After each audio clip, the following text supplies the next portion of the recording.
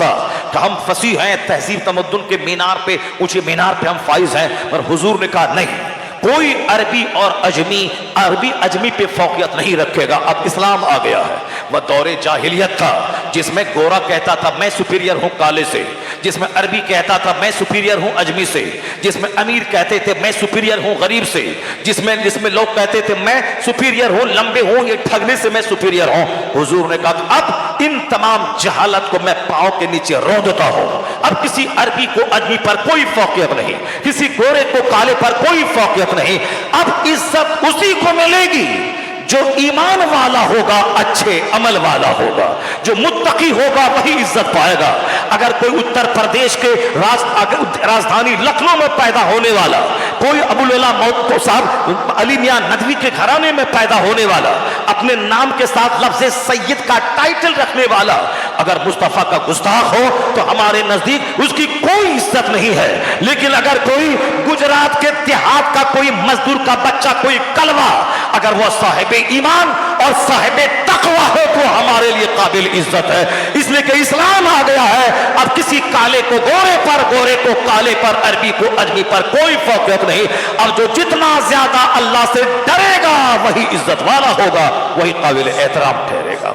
यह इस्लाम का फॉर्मूला है। लेकिन बहुत सारे लोग आज भी दिमाग में पाखाना पालते हैं कि गुजराती बिहारी से अच्छे हैं, उत्तर प्रदेशी बिहारी से अच्छे हैं, या बिहार के जंगली क्या जाने गए। इस कदर खुराफात पालते हैं कि जिस खुराफात में छोटे से लेके बड़े बड़े पढ़े लिखे लोग तक और बड़े बड़े साहिबान जुब्बा और दस्तार तक वह सब इस गिलासत में लथपथ नजर आते हैं। देखने को तो बहुत सारी बातें हैं। इसी बिहार में जलसे करते हैं, इसी बिहार के पैसे खाते हैं, इसी बिहार की बुराई बयान करते हैं। एक कम से कम एक आलिम को ऐसी बातें नहीं करनी चाहिए। हालांकि जाहिलों में ऐसी बातें नहीं है। हम पैदा हुए बिहार में, हम पढ़े लिखे बिहार में। आज हमारी तकरीरें सबसे ज्यादा उत्तर प्रदेश में हो रही है। तो अवामुल नास में इस तरह का कोई फर्क नहीं है। लेकिन चंद पढ़े लिखे लोगों के दिमाग में जहर है, और जो जहर उसकी जबान से कभी कभी लफ्ज बिहारी के गाली के लफ्ज से वह जहर निकल जाता है। तो मैं कहता हूं आपको तो नहीं बोलना चाहिए। इसलिए नहीं बोलना चाहिए कि आप जानते हैं कि इस्लाम आ गया है।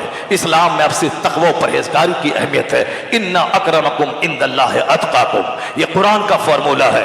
The most respected near Allah is one who is God fearing person। आप तो कुरान पढ़ते हैं, आप तो हदीस पढ़ते हैं। हदीस में हुजूर ने फरमाया कि तुम सब आदम की औलाद हो, कुल्लुकुम बनु आदम व आदमो मिन तुराब, तुम सब आदम की औलाद हो। आदम अलैहिस्सलाम मिट्टी से पैदा हुए हैं। ला फदला लि अरबिय्यिन अला अजमी। अब सिर्फ हुजूर ने क्या फरमाया आगे का जुमला, इल्ला तकवा, मगर सिर्फ इल्ला बित्तकवा, मगर सिर्फ तकवा की बुनियाद पर फजीलत होगी, तकवा की बुनियाद पर। और आप स्टेट की बुनियाद पे फजीलत की बात कर रहे हैं। और आप साहब मुल्क पाकिस्तान के कुछ लोग, उनको जुनून है कि हम पाकिस्तानी हैं, हिंदुस्तान के लोगों से अच्छे हैं। उसको ये जुनून है कि हमारा मुल्क, जबकि वो खुद हिंदुस्तानी था, हिंदुस्तान से मिले, हिंदुस्तान से अलग होकर एक मुल्क बना है। अलग मुल्क बना है तो अल्लाह की नेमत का शुक्र अदा करो, अच्छा से खाओ पियो, और फिर मगर बड़बोलेपन से काम मत लो, दूसरों को नीचा मत दिखलाओ। चूंकि आज से 70 साल के आगे जाने के बाद तुम्हारे नाम के साथ भी लफ्ज़ इंडियन का ही टाइटल लगा हुआ था। और आज हिंदुस्तानी को बुरा मत कहो, आज हिंदुस्तान के खिलाफ मत जबान उगलो, मत जहर उगलो। हाँ, जो जुल्म है उसके खिलाफ बोलो। पाकिस्तानियों पे जुल्म होगा, हम बोलेंगे। हिंदुस्तान में जुल्म हो, तुम वहां से आवाज उठाओ। इसलिए कि बहैसियत मुस्लिम सारी दुनिया हमारी है, सारे लोग एक हैं। काबा मेरा मरकज है, मदीना हमारी राजधानी है, चीनो अरब हमारा, हिंदुस्तान हमारा, मुस्लिम है हम, वतन है सारा जहां हमारा। मगर बहैसियत इंडियन जब मुल्क की बात आएगी तो हम बोलेंगे पाकिस्तान से अच्छा हिंदुस्तान हमारा, बांग्लादेश से अच्छा हिंदुस्तान हमारा, श्रीलंका से अच्छा हिंदुस्तान हमारा, चाइना जापान से अच्छा हिंदुस्तान हमारा, अमेरिका यूरोप से अच्छा हिंदुस्तान हमारा, यानी इन सारे जहां से अच्छा हिंदुस्तान हमारा। हम बुलबुलें हैं इसकी, ये गुलशता हमारा। तो हमारी हैसियत इंडियन की है तो ये नगमा है, और हमारी हैसियत मुसलमान की है तो वो नारा है। और वो दोनों अशार डॉक्टर इकबाल की जबान से ही निकले हैं, वही बंदा बोला है। इसलिए हमारी हैसियत मुसलमान होने की भी है, हमारी हैसियत हिंदुस्तानी होने की भी है, हमारी हैसियत सुन्नी होने की है, हमारी हैसियत बरेलवी रज़वी होने की है, हमारी हैसियत बिहारी होने की है, हमारी हैसियत गंगा के इस पार होने की है। ये अजीब सा डरामा है। गंगा के उस पार बिहार में पटना गया का इलाका है, वह लोग गंगा के इस पार के लोगों को जंगली समझते हैं। ये साहब ये मुजफ्फरपुर का है, ये सीतामढ़ी का है, ये दरभंगा का। मैंने आज से 30 साल पहले पटना इलाके के लोगों की जबानी मैंने सुनी, अरे वो गंगापुर का जंगली, यानी गंगा पार का जंगली। हम आज से 30 साल पहले मैं पटना के बाजू में रहता था और वहां के लोगों को कहते हुए सुना। मैंने कहा देखिए, एक तो सुना था कि उत्तर प्रदेश के लोग बिहार को जंगली कहते हैं, अब यहाँ बिहार के लोग ही गंगा के इस पार और उस पार लेके बैठ गए हैं कि इस पार के लोग पौष, उस पार के लोग जंगली। और इस गंगा के इस पार में भी आगे एक नदी है, कोसी नदी, और कोसी नदी के इस तरफ वाले अपने आप को डेवलप्ड कहते हैं, उस तरफ वाले वो सार जंगल झाड़ मिट्टी वाले और बाढ़ पानी वाले वो जंगली क्या जाने। इसी तरह पूरी दुनिया में इसी तरह का इख्तलाफ और इंतशार है। बस सबको मिटा दिया किसने? मजहब इस्लाम ने। अरबी अजमी सबको एक कर दिया। जो मुस्तफा का गुलाम हो गया वो एक परिवार का फर्द हो गया। मौलवी भले ही उत्तर प्रदेश का या बिहार का ना समझ पाए, मगर हिंदुस्तान की एक गैर मुस्लिम हिंदू औरत सरोजनी नायडू इस फॉर्मूले को बहुत अच्छे ढंग से समझ गई। वो आज से कई 50 साल पहले वो गैर मुस्लिम हिंदू औरत बोली थी। इसलिए मैं अपने नौजवानों से कहता हूं, अगर कोई आज रामगिरी नाम का खबीस मरदूद अगर मुस्तफा की शान के खिलाफ बोलता है, उस खबीस मरदूद को हाईलाइट मत करो, उस खबीस मरदूद को चमकने का मौका मत दो। उस समाज में बहुत सारे साहब दलित हैं, गिरे पड़े लोग, संथल हैं, मुसहर हैं, कोई बहुत सारे चमार किस्म के लोग हैं। रास्ता चलते कोई चमार मेरे पैगंबर के खिलाफ अगर जबान खोलेगा तो हम उसको हीरो बना देंगे, हम उसको हाईलाइट कर देंगे। कोई मेरी माँ को गाली देगा तो हम 1 लाख लोगों को मोबाइल से शेयर करके व्हाट्सएप के जरिए बता देंगे कि मेरी माँ को इसने गाली दिया है। गाली को मैं जानता था, वो देने वाला जानता था, पर हमारे कैसा बैठा है हम कि 1 करोड़ आदमी को मैंने शेयर करके बता दिया कि मेरी माँ को इसने गाली दिया है। जो नहीं जानता था वो भी जानने लगा। जो रास्ता चलते कोई चमार अगर नबी के खिलाफ बोलता है, बहुत सारी बातें खामोशी से सही जाती है, सुनी जाती है। अगर ज्यादा गुस्सा आए तो उस खामोश रह करके बस तनाई में मौका मिले तो बस कान दबा दिया जाए उसका। जहां 2-4 आदमी का कान दबा, फिर चौथा कोई चौड़ा चमार हिम्मत नहीं कर पाएगा, मुस्तफा के खिलाफ बोल नहीं पाएगा। लेकिन ये इसको किसी को इज्जत दे देना, एक रात घंटा बजा के 2 टका कमाने वाला, वो अगर उसको कुछ रोटी नहीं मिलती है, वो हमारे पैगंबर को गाली दे के 2 रोटी कमाना चाहता है। इसी तरह कल कोई तिवारी बोला था, कोई खबीसा बोली थी, आज एक खबीस बोल रहा है। एक चैनल है, वो अगर कोई उसका अदीब बोल रहा है, कोई उसका फिलोसोफर बोल रहा है, उसका हाईली एजुकेटेड कोई बोल रहा है, कोई आला तालीम याफ्ता बोल रहा है, कोई पढ़ा लिखा उसका शायर बोल रहा है, तो अदीब का जवाब हमारा अदीब देने को तैयार है, शायर का जवाब हमारा शायर देने को तैयार है, उसके फिलोसोफर का जवाब मेरा फिलोसोफर देगा। इस तरह से बात बात में सड़क पे किसी चौड़ा चमार की बात को लेकर के हम अपनी एनर्जी को लॉस नहीं करेंगे। इस तरह से बेशुमार लाखों आदमी है जो रोजाना चोरी छुपे हमारे पैगंबर को गाली देता है। हम किस किस के खिलाफ एहतजाज करते रहे? हाँ, कोई उसका पढ़ा लिखा आदमी, कोई बहुत बड़ा दानिश्वर अगर बोलता हो तो हम उसके खिलाफ सड़क पे आ जाएंगे। अब हम कहते हैं ये चमार बोला कि पैगंबर के खिलाफ, तो आपको तकलीफ होगी। हम आशिक रसूल होने के नाते तकलीफ तो होगी, लेकिन आपका चेहरा खिल जाना चाहिए। इस गिरे हुए की क्या हैसियत है? इस हिंदुस्तान के हिंदू औरत सरोजनी नायडू जो पॉलिटिकल लीडर है, जो गैर मुस्लिम है, जो हिंदू परिवार से बिलोंग करती है, पढ़ी लिखी शायरा भी है, अदीबा भी है और सियासतदान भी है, उसने आज से कई साल पहले हमारे मजहब के ताल्लुक से और हमारे पैगंबर के ताल्लुक से एक जबरदस्त रिमार्क किया था। उस रिमार्क को बार बार पढ़ें, मौका मिले रोजाना पढ़ें और इन गैर मुस्लिमों को पढ़ के सुनाए, उनको बताएं कि जो तुम्हारा जाहिल 2 रोटी कमाने के लिए वह गाली का सहारा लेता है, चूंकि वह डीएम बना नहीं, प्रोफेसर बना नहीं, आईएएस ऑफिसर बना नहीं, प्रोबेशनरी ऑफिसर बना नहीं, अब वह खाएगा कैसे? घंटा बजाता है तो जिंदगी भर 2 रोटी खाता रहेगा। फॉर्च्यूनर की ख्वाहिश है, मकान की ख्वाहिश है, उसको साथ इनोवा क्रिस्टा की ख्वाहिश है, तो अब चलो एक सस्ता सहारा है, इस्लाम के पैगंबर को गाली दो, सारे मुसलमान सड़क पे आएंगे, फिर हमारे लोग अब हमको हीरो बना देंगे, हमारे लोग कहेंगे वाह ये मेरा सिलेक्टेड नेता है, अब उनको नजराने देंगे, कोई इनोवा देगा, कोई साफ फॉर्च्यूनर देगा। इसी तरह से एक एक संत के पास 10-10 गाड़ियां मौजूद हैं। वो क्या? अपनी मेहनतों की बुनियाद पे नहीं, बस इस्लाम को गाली देना, इस्लाम के पैगंबर के खिलाफ बोलना, और इनके जो अंध भक्त हैं अब उनको अपना हीरो बना लिया। चूंकि हीरो वो बनाएगा उसी को जो गाली देगा, या वो गाली 2 रोटी कमाने के लिए वो देता है, उसकी बात तो सुने।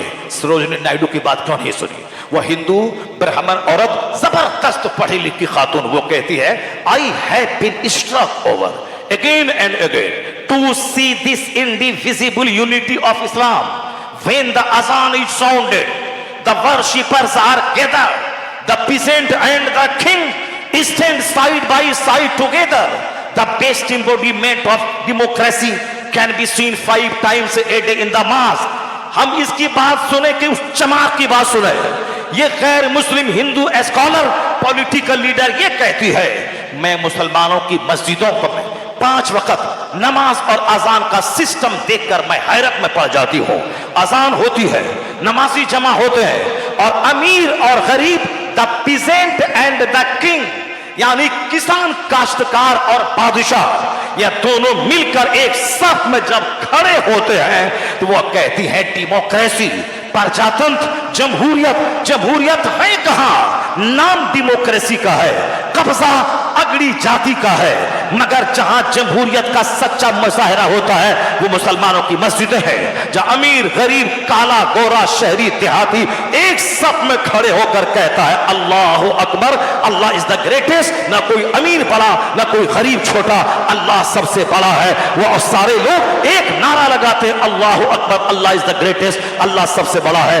वो कहती है जमहूरियत का शानदार मुजाहिरा 5 वक्त मस्जिदों में देखने को मिल जाता है। इसके आगे वो और आगे बढ़ के कहती है you find in London an Indian, an Algerian and a Turk, India is the land of, India is the motherland of Indian, India is the motherland of Indian.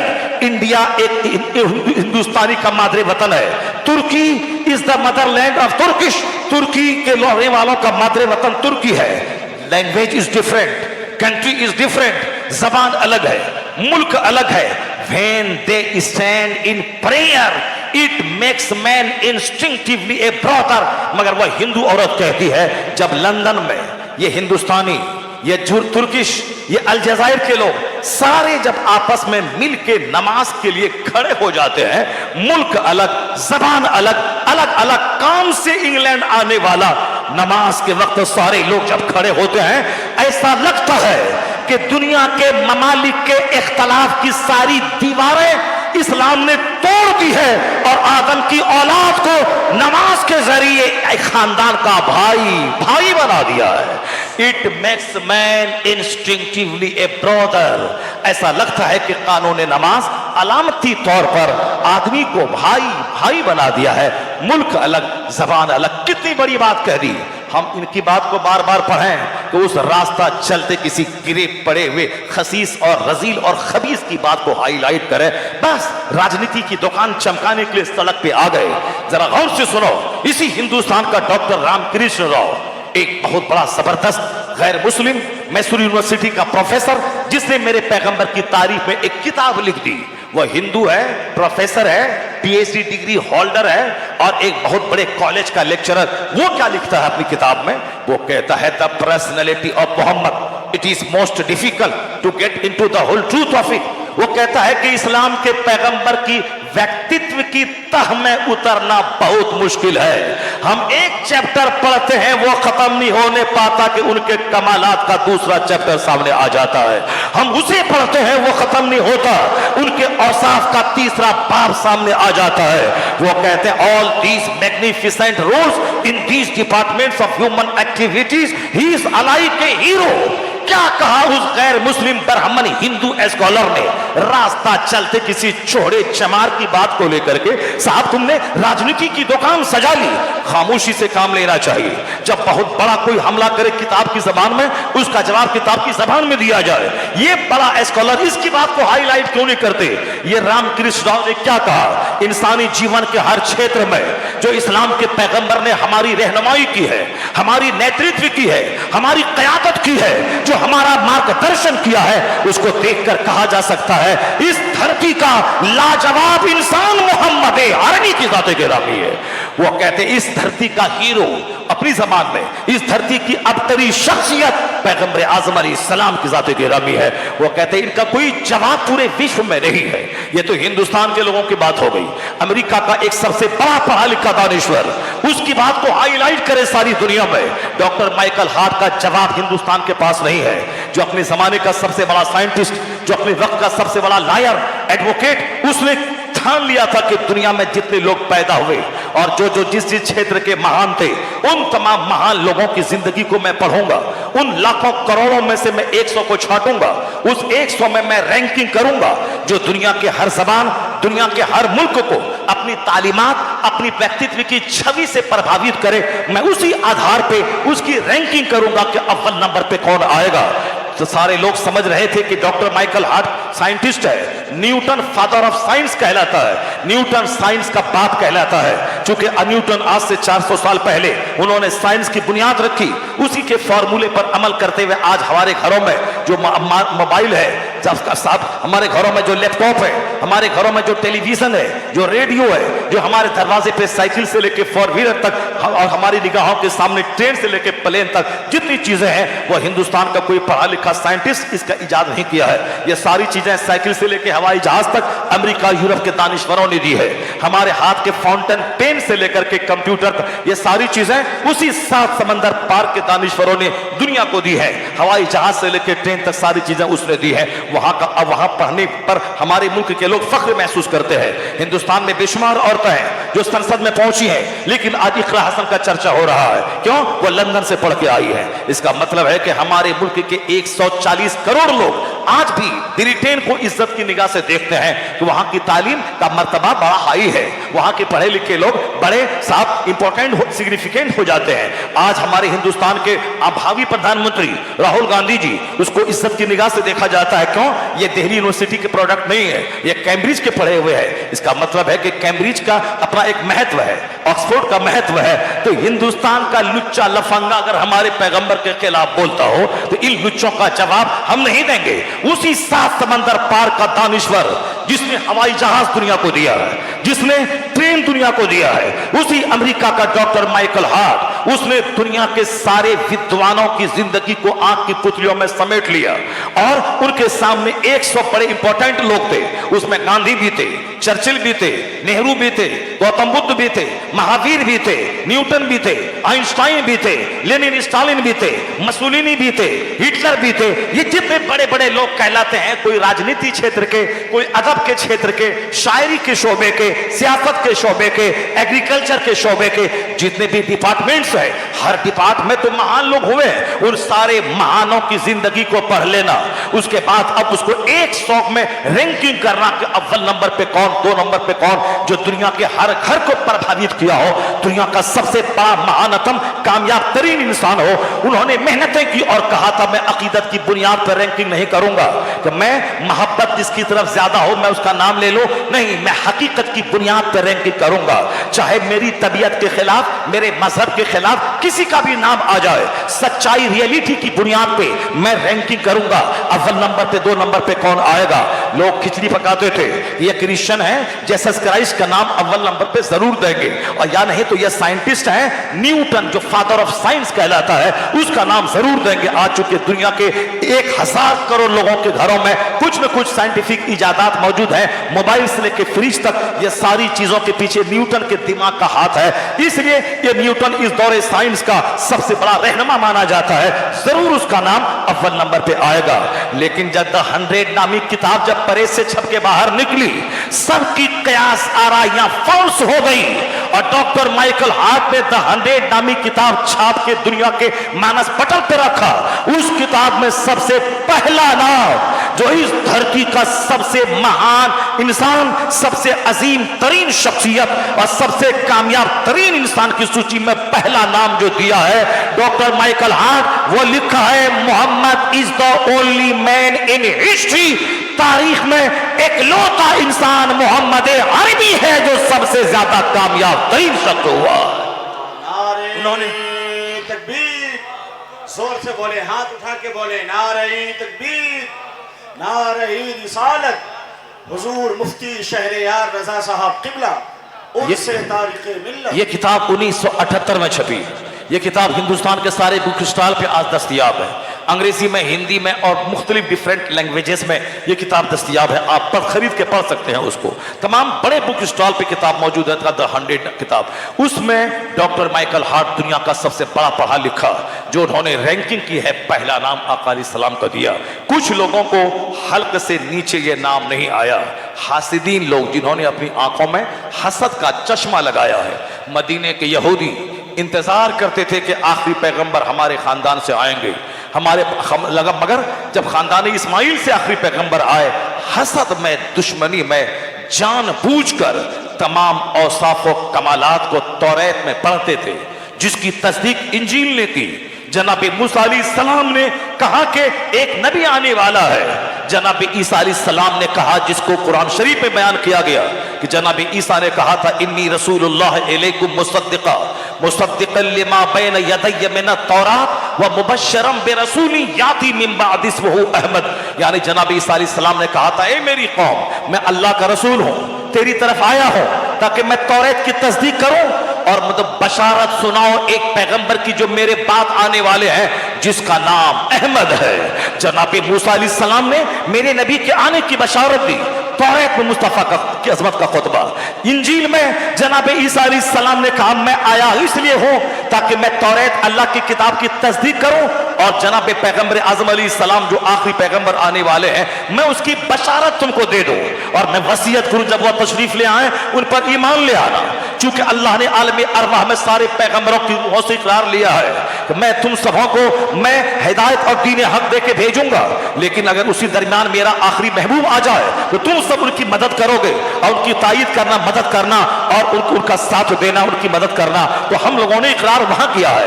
आलम अरवाह में पैगंबरों की अलग अलग महफिल में अल्लाह रब्बुल इज्जत ने अपने महबूब की आमद की बात की।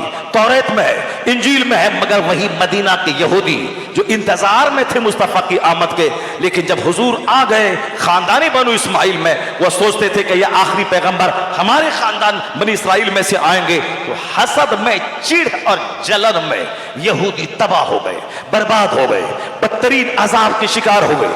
पैगंबर आजम उनके मानने वालों ने खदेड़ के उसे मदीने तैयबा से बाहर निकाल के फेंक दिया और यहूदी तब से खदेड़े जा रहे हैं। आज से 50-70 साल पहले हिटलर ने 30 लाख यहूदियों को खदेड़ के भगाया जर्मनी से, अब मारा काटा, उसे जलील किया।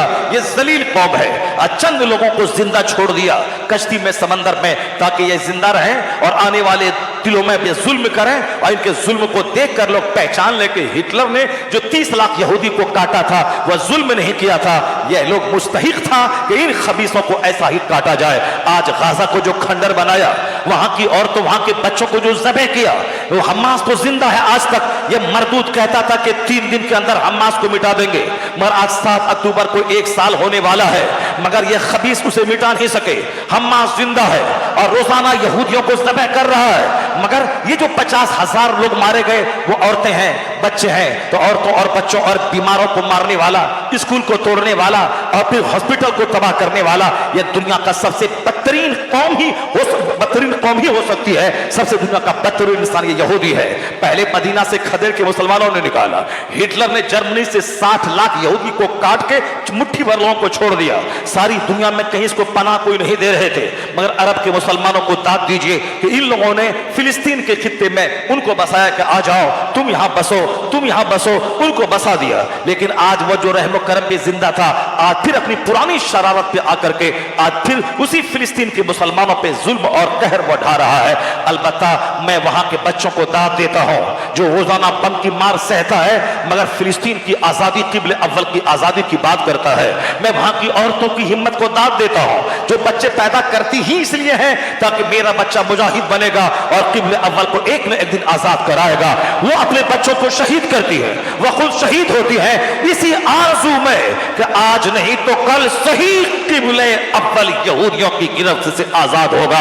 और ये यकीन है जब जुल्म चरम सीमा पे पहुंचता है, इंसाफ का सूरज तुलू होता है, अब वह वक्त करीब आ गया है। हम मुसलमान हैं, हम कमजोर हैं, मगर 1400 साल से नहीं देखते हैं जब भी मुसलमान रब्बे करीम से फरियाद करता है तो हमारा रब हमारी फरियाद को सुनता है और हमारी बेसहारगी के आलम में मेरा खुदा मेरी मदद करता है। अभी हम बेसहारा है। इन यहूदियों ने हमारे मुल्कों को तोड़कर हमारे लोगों को अलग अलग बिरादरी, अलग अलग सेक्ट के नाम पे तोड़ के हम अपना वर्चस्व जमा के एक एक को चुन चुन के मारने का प्लान बनाया है। और हमारे लोग कुर्सी से चिपके रहने की वजह से कोई बहुत बड़ा साहस, बहुत बड़ी हिम्मत नहीं दिखला पा रहे हैं। चूंकि अमेरिका ने एक तरफ डर दिला के, एक तरफ पैसा देके, एक तरफ अपनी फौज से उसकी कुर्सी की रखवाली का वादा करके इनको डरा और सहमा के रखा है। और तोड़ तोड़ कर कभी सद्दाम को, कभी कर्नल कजाफी को, कभी साहब और मिस्र के हुक्मरान को, कभी किसी को मार मार के जो भी इसका बड़ा लीडर होता है उसको मार के, इसको जगाने वाले को मारना,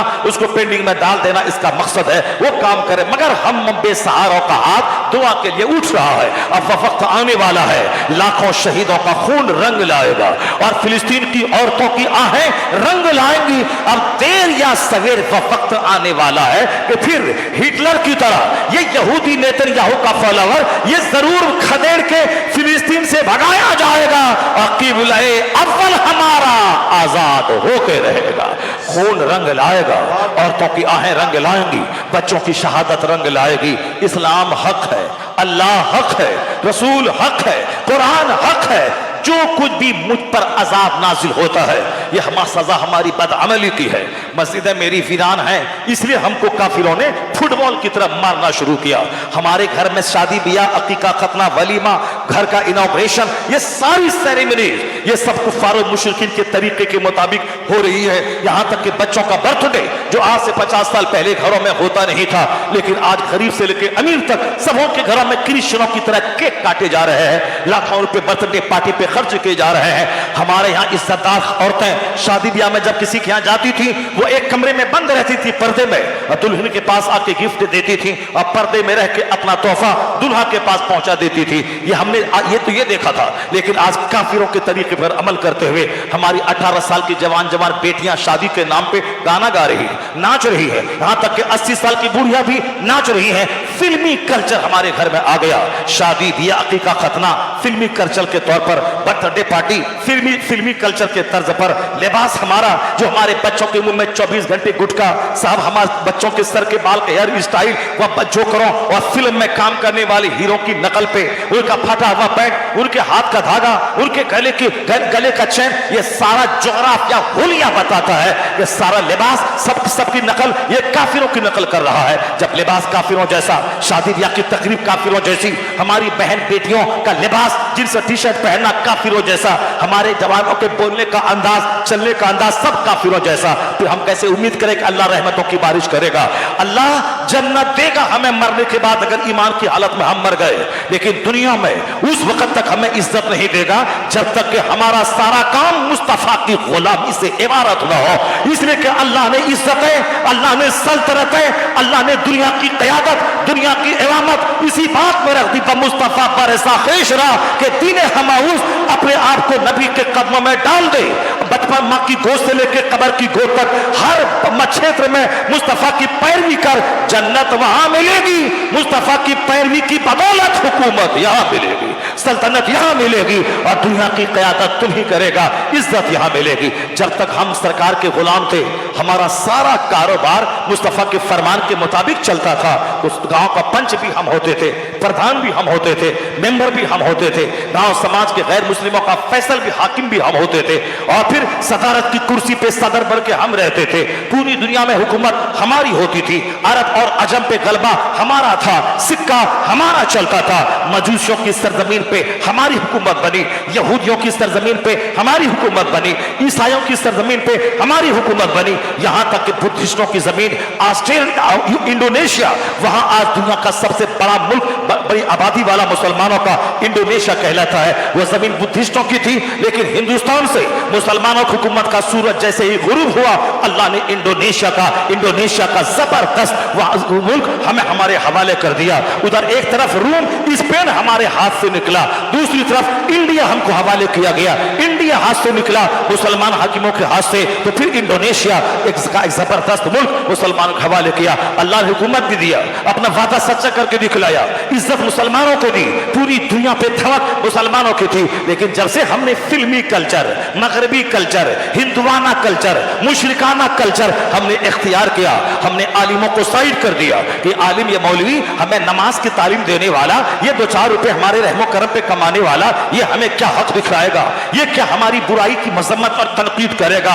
इसलिए वह मौलवी अच्छा लगता है जमींदारों को जो मौलवी उनकी मुभराई की बातें करे, उनकी बुराई की मजम्मत ना करे। वह शराब पिए ये कुछ ना बोले, वह ज़िना करे ये कुछ ना बोले, वह नाप तौल में कमी करे ये कुछ ना बोले। लेकिन जैसे यह हक बोला शराब की मजम्मत की, बदकारी की मजम्मत की, उसको जुमा के दिन असर से पहले ही छुट्टी करवा दी जाती है।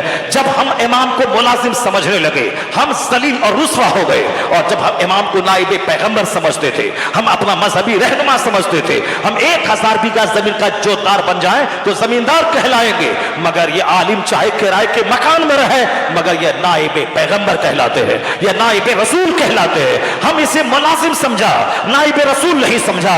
जिस दिन नाइबे रसूल समझ लेंगे, जिस तरह आका अलैहिस्सलाम की बात की अहमियत है, उसी तरह आका अलैहिस्सलाम के बात का प्रचारक ये नाइबे रसूल की बात की अहमियत मेरी निगाहों के सामने हो जाएगी। हमारे बच्चे इनकी नकल करेंगे, हमारे बच्चे इनका खुतबा सुनेंगे, हमारे बच्चे इनकी हिदायत पर अमल करेंगे। लेकिन आज हमने इनको जलील करके हाशिए पे खड़ा कर दिया और हमने फिल्म के हीरो की बात मानी, हमने क्रिकेटर को महत्वपूर्ण बनाकर बच्चों के सामने पेश किया। इसलिए हमारा बच्चा खिलाड़ी की नकल करता है, हमने फिल्म के एक्टर को कामयाब बना के पेश किया, इसलिए हमारा बच्चा वह फिल्म के एक्टर की नकल करता है। हमने पॉलिटिक्स को दुनिया का एक जबरदस्त विवाद बना के पेश किया, चाहे झूठ हो, लूट और खसोट हो।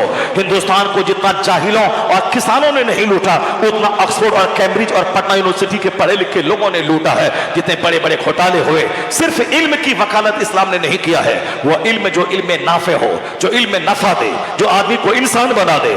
इसलिए जो कहता पढ़िए पढ़िए पढ़िए पढ़िए, वह डकैतों की जमात में इजाफा करना चाहता है, क्योंकि जितने चोर हैं हिंदुस्तान के वह सारे जाहिल, सब पढ़े लिखे लोग। चाहे कोयला घोटाला हो, चाहे चारा घोटाला हो, चाहे ताबूत घोटाला हो, चाहे राफेल घोटाला हो, चाहे जो भी घोटाला हो, सारे घोटालों में पढ़े लिखे लोग मुलविस थे। कोई किसान, कोई चाय बेचने वाला, कोई बिजनेस करने वाला उस मुलविस नहीं है। तो जो लोग पढ़ने का मकसद पैसा कमाना समझते हैं, वो इसका मतलब है IAS ऑफिसर बना करके चोर बनाना चाहता है, वह डॉक्टर बना के समाज का डकैत बनाना चाहता है। लेकिन जब नजरिया बदलेगा, वो नजरिया जो इस्लाम ने दिया है, पढ़ने का मकसद अपना मकसद हयात पहचानना, अल्लाह का डर दिल में आना, समाज की सेवा करना, भले बुरे की तमीज करना, हराम और हलाल में फर्क पैदा करना, इंसान बन के जिंदा रहना, मानवता की सेवा करना। चाहे भिखारी बन के सड़क किनारे रहे, पर हराम पे बुरी नजर नहीं डाल, हराम पे निगाहें लालच नहीं डालना, किसी दूसरों की औरतों पे बुरी निगाह नहीं डालना। पढ़ने का मकसद ही है जो राइट और रॉन्ग में फर्क करे, जो भले और बुरे में फर्क पैदा करे, जो गुड और बैड में फर्क पैदा करे। अगर नहीं करता हो वह जाहिलों से बदतर है। इसलिए हुजूर ने 1400 साल पहले कहा था, अल्लाहुम्मा इन्नी अस्अलुका इल्मन नाफिआ, ए अल्लाह इल्म नाफे का सवाल करता हो। और हुजूर कहते थे, अल्लाहुम्मा इन्नी अऊज़ु बिका मिन इल्मिन ला यनफा, ए अल्लाह मैं तुझसे उस इल्म से पनाह मांगता हूं जो इल्म नफा ना दे, जो इल्म नफा ना दे, जो नॉन प्रॉफिटेबल नॉलेज हो, उससे मैं तेरी पनाह चाहता हूं। और जो प्रॉफिटेबल नॉलेज हो, यानी जो हमें आदमी बना दे, अल्लाह का डर उठा दे, जो हमें माँ बाप का एहतराम बता दे, जो पड़ोसी की इज्जत सिखा दे, जो रिश्तेदारियों का महत्व बता दे, आदमी बना दे, वो इल्म दुनिया से आज मिट रहा है। क्यों? यह इल्म मदरसों से मिलता था, मस्जिदों की चटाई से मिलता था, यह बख्तर से मिलता था, वह इल्म जलसों से मिलता था। लेकिन जलसों को आज लोगों ने मुशायरा बना दिया, आज मदरसों को गरीबों, यतीमों, काश्तकारों के बच्चे की पढ़ने की जगह बना दिया। स्कूल और कॉलेज को बड़े बड़े पौश और मालदार अरबपति अपने बच्चों को वहां पढ़ाएंगे, अपनी बच्चों को वहां पढ़ाएंगे। तो जहां से मानवता का सबक मिलता था वह इदारे तो बंद होने लगे। इंसान बनाने की फैक्ट्री ये मदरसा, इंसान बनाने की फैक्ट्री ये खानका, इंसान बनाने की फैक्ट्री दीनी मजलिस है, यह फैक्ट्री बंद होने लगी। जब फैक्ट्री बंद होगी प्रोडक्शन कम होगा, जब पैदावार कम होगी तो चोरों की तादाद में इजाफा हुआ, डकैत में इजाफा हुआ, लुच्चों लफंगों, दूसरों की औरतों की आबरू लूटने वाले लुटेरों में इजाफा हुआ। कलकत्ता के RG मेडिकल कॉलेज में जो कुछ एक महीना पहले हुआ, वो किसी काश्तकार ने ने किया है, वो किसी पान बेचने वाले ने किया है। एक बहुत बड़े मेडिकल कॉलेज के प्रिंसिपल जिसमें मुलव्विस है और उसका साहब, उसका गुर्गा जो मुलव्विस है, कोई जाहिल चपरासी औरत नहीं थी, वो साहब लेगी डॉक्टर थी, ट्रेनी डॉक्टर के साथ मेडिकल कॉलेज के प्रिंसिपल ने जो कुछ किया, क्या कहेंगे आप? जो सिर्फ इल्म की वकालत करेगा, ईडीएम बनिए, मिनिस्टर बनिए, इंजीनियर बनिए, डॉक्टर बनिए, इसका मतलब है चोरों की जमात में इजाफा करने का वह तरफदार है, वह डकैतों की जमात में इजाफा करने का तरफदार है, वह रेपिस्ट की जमात में इजाफा करने का तरफदार है। और ये सुने, जिस मदरसे की चटाई को आतंकवादी का अड्डा गवर्नमेंट कहती है, वो भी जान ले कि इब्तदा दिन से लेकर इंतहा आखिरी दिन तक मदरसे में ही पढ़ाया जाता है। यह जायज है या नाजायज है? जायज करना, नाजायज से बचना। यह हराम है, यह हलाल है। हलाल करना, हराम से बचना। और यह अच्छा है, इसको करना, यह बुरा है, इससे बचना। यह सारा मेथड, जीवन शैली मदरसों की चटाई से दी जाती है। यानी यह इंसान पैदा करने की फैक्ट्री है। यह मदरसा, यह मस्जिद, यह खानका, यह दीनी दरसगाह है। जब तक यह जवान थी, समाज में डकैत कम थे और शरीफ ज्यादा थे, वली ज्यादा थे, कुतुब ज्यादा थे। हर गली में अब्दाल मिलते थे, वली मिलते थे। लेकिन जब से फैक्ट्री यह बंद होने लगी, मुसलमानों ने भी बच्चों को पढ़ाना बंद किया, मुसलमानों ने भी जलसों में आना बंद किया। जब फैक्ट्री बंद हुई तो पैदावार, प्रोडक्शन घट गया।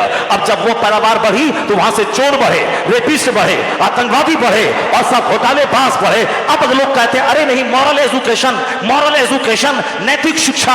अगर आज चाहते हो कि इंसान बढ़े तो तुम्हें मदरसों को इंसान बनाने की फैक्ट्री थी, इसको प्रोत्साहन देना होगा, इसको बढ़ाना होगा, जलसा जुलूस को बढ़ाना होगा, मस्जिदों के मकतबों को महत्व देना होगा। जब दोबारा ये इंसान बनाने की फैक्ट्री परवान चढ़ेगी, प्रोटेक्शन बढ़ेगा, तो चोरों की तादाद घटेगी, वलियों की तादाद में इजाफा हो जाएगा। क्या बात है? नारे तकबीर, नारे रिसालत, फैजान औलियाए किराम, मसलके आला हजरत, उर्से तारीख़ मिल्लत, खलीफा ताजुश शरिया। हमने वहां से चैप्टर खोला था, हसद और जलन में लोग आका अलैहिस्सलाम की शान में गुस्ताखी करने लगे।